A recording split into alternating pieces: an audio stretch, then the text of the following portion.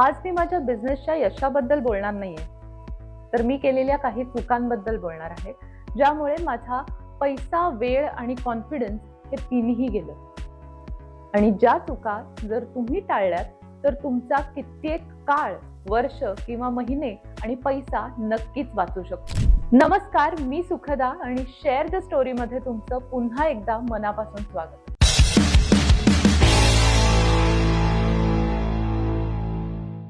आपण बिझनेस करताना खूप वेळेला वाहवत जातो.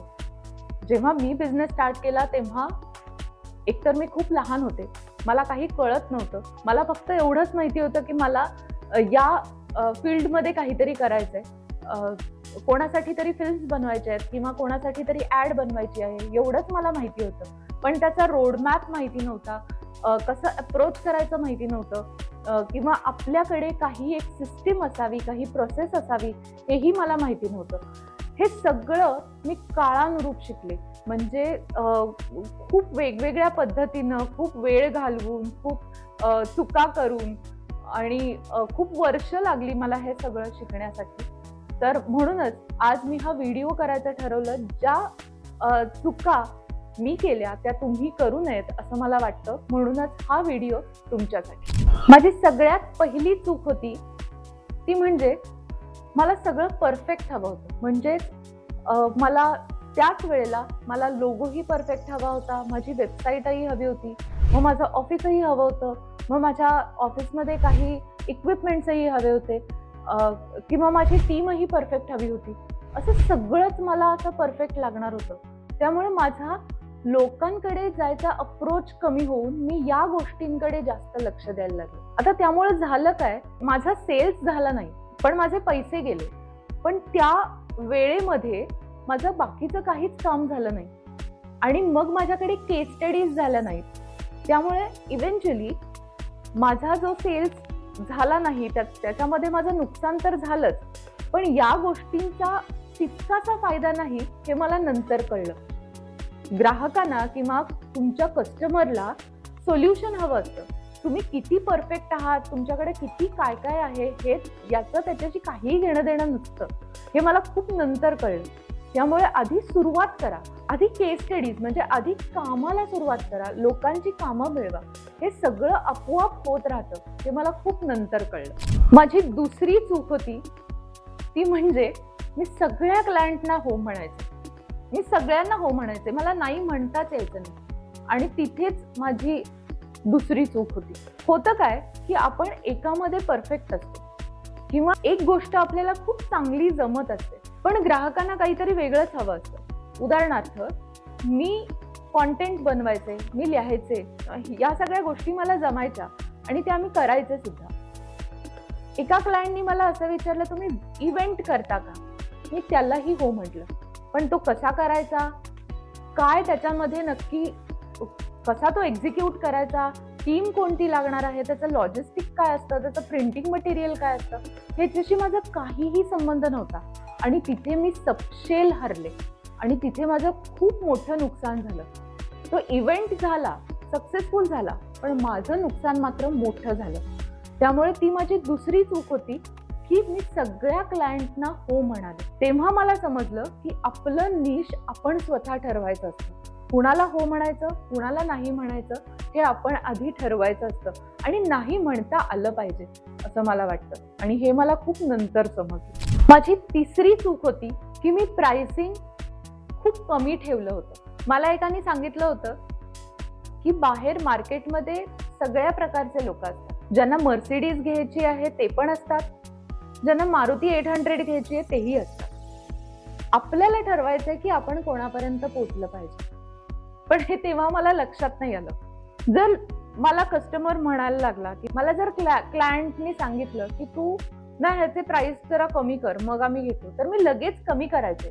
मला असं वाटायचं की क्लायंट माझ्या हातातनं गेला नाही पाहिजे, मला याचं काम करायचं. पण तिथेच माझी तिसरी चूक होती की मी माझ्या प्राइसिंगवर ठाम राहिले नाही. यामुळे आता नुकसान कसं होतं बघा, जर मी प्राइसिंग कमी ठेवलं तर ऑटोमॅटिकली मला पैसे कमीच मिळणार आहेत, पण माझ्या बरोबर जी टीम काम करणार आहे त्यांचं सुद्धा नुकसान होणार आहे. आता जर का मी त्यांच्या प्राइस मध्ये काहीही फेरफार न करता त्यांना तीच प्राइस दिली तर मला प्रॉफिट काहीच उरणार नाहीये, किंवा माझ्यासाठी उरलेले जे पैसे आहेत किंवा माझ्या कामाचे जे पैसे मी मोजलेले असतात ते पैसे मला तिथे द्यायला लागतील, म्हणजेच माझं नुकसानच होणार आहे.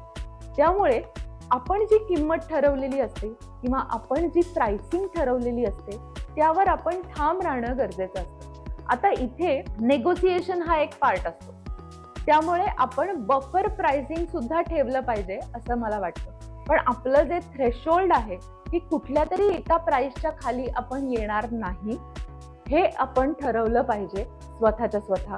आता हे कशावर ठरतं की तुम्ही कोणत्या प्रकारचे व्हिडिओज करणार आहात किंवा कोणत्या प्रकारची कामं तुम्ही करणार आहात त्याच्यावर ते ठरतं. त्यामुळे माझी तिसरी चूक होती ती म्हणजे प्राइसिंग कमी करणं.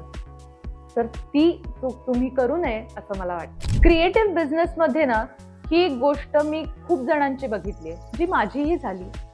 माझी चौथी चूक होती की स्वतःच्या मार्केटिंगकडे मी दुर्लक्ष केलं.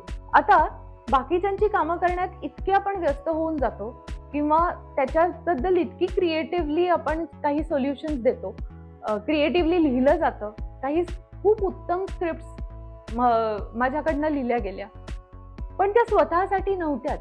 स्वतःच्या मार्केटिंगवर कधी विचारच केला गेला नाही.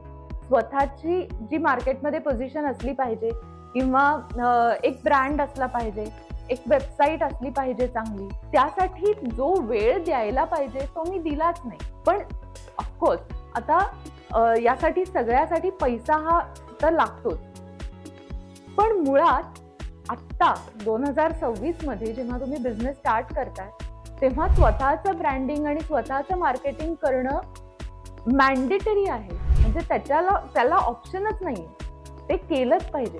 पण त्यासाठी खर्चही येत नाही, कारण इंस्टाग्राम आणि फेसबुक सारखे प्लॅटफॉर्म आपल्याकडे आहेत. मी जेव्हा 10 वर्षापूर्वी हे सगळं चालू केलं होतं, हे प्लॅटफॉर्म्स इतके ऍक्टिव्ह नव्हते.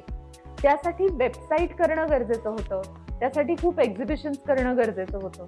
तर या सगळ्यासाठी ना जो काही पैसा लागणार होता तो पैसा उभं करण्यात किंवा ती जी कामं होती ती करण्यात सगळा वेळ गेला. त्यामुळे स्वतःचं मार्केटिंग करणं राहून गेलं.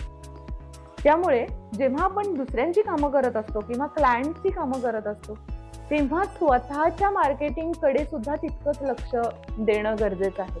आता छोटी छोटी उदाहरणं आहेत. काही वेळेला आम्ही आता शूट करतो किंवा काही फिल्म शूट होतात किंवा काही लिहिलं जातं, काही ब्रेनस्टॉर्मिंग ऍक्टिव्हिटी होते. तर या सगळ्याचे छोटे छोटे क्लिपिंग्स काढून त्याची स्टोरी काढून तुम्ही जर का पोस्ट केलेत सोशल मीडियावरती तर ते एक प्रकारचं ब्रँडिंगच होऊ शकतं. पण ती गोष्ट त्यावेळेला आम्हाला सुचलीच नाही आणि ती आमच्याकडून करायची पूर्णपणे राहून गेली.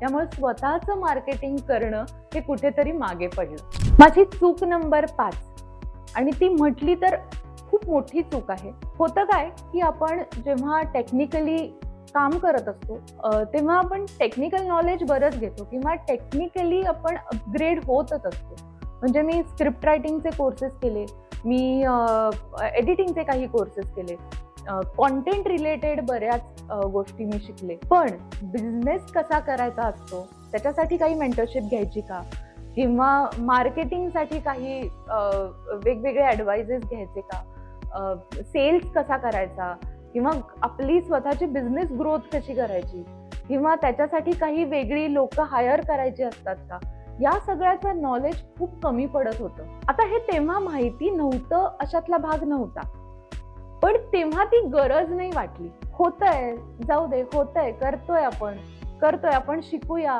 अशा काही पद्धतीनं आपण खूप योग्य दिशेने चालत नाही असं मला वाटतं आणि आपण खूप अंधारात हातपाय मारतोय असंही वाटतं.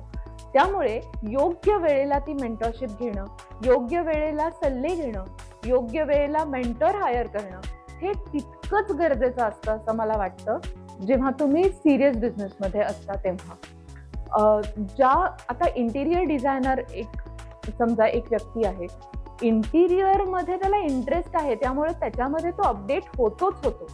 पण या ज्या बाकीच्या गोष्टी आहेत तर त्या ॲड ऑन येतात त्याच्यासाठी, त्यामुळे त्याच्याबद्दलही त्यांनी अपडेट राहणं खूप गरजेचं आहे जेव्हा त्याला बिझनेस पुढे न्यायचा असतो तेव्हा. कारण तिथे डेटा ट्रॅक करणं, प्रॉफिट लॉस ट्रॅक करणं किंवा कुठून पैसा येतोय, कुठे जातोय हे ट्रॅक करणं, सेल्स पिच कसं असावं हे ट्रॅक करणं, या सगळ्या बारीक बारीक बारीक बारीक गोष्टी आहेत ज्या आपल्याला आपल्या डोक्यामध्ये सुद्धा येत नाहीत, आपल्या विचारांमध्ये सुद्धा नसतात. त्यामुळे अशा गोष्टींमध्ये इन्व्हेस्ट न करणं ही माझी सगळ्यात मोठी चूक होती असं मला वाटतं. हा भाग जो आहे तो माझ्यासाठी खूप जास्त महत्वाचा आहे, हा जो व्हिडिओ आहे तो, कारण यामध्ये मी माझ्या चुका तुम्हाला सांगितलेल्या आहेत. या सगळ्या चुका मी पूर्णपणे मान्य केलेल्या आहेत, एक्सेप्ट केलेल्या आहेत. या चुका माझ्या प्रवासाचाच एक भाग आहेत. कदाचित या चुका तेव्हा टाळल्या असत्या तर मी आज जिथे आहे तिथे खूप लवकर पोचले असते असं मला वाटतं. तो वेळ, ती एनर्जी, तो पैसा वाचला असता असंही मला वाटतं. त्यामुळे तुमचा पैसा, वेळ, एनर्जी हे सगळंच वाचावं यासाठी हा व्हिडिओ आहे. तर हा व्हिडिओ जर का आवडला असेल आणि यामधून तुम्हाला काही मिळालं असेल तर मला नक्की कळवा, मला ते ऐकायला नक्की आवडेल. त्यामधून मीही काही शिकेन, तुम्हीही काही शिकाल. त्यामुळे नक्की मला कमेंट करून सांगा हा एपिसोड कसा वाटला. शेअर द स्टोरीच्या पुढच्या भागामध्ये असेच इंटरेस्टिंग भाग आम्ही घेऊन येणार आहोत. त्यामुळे शेअर द स्टोरीला सबस्क्राईब करायला, लाईक करायला, शेअर करायला अजिबात विसरायचं नाही, कारण share the story because every story matters.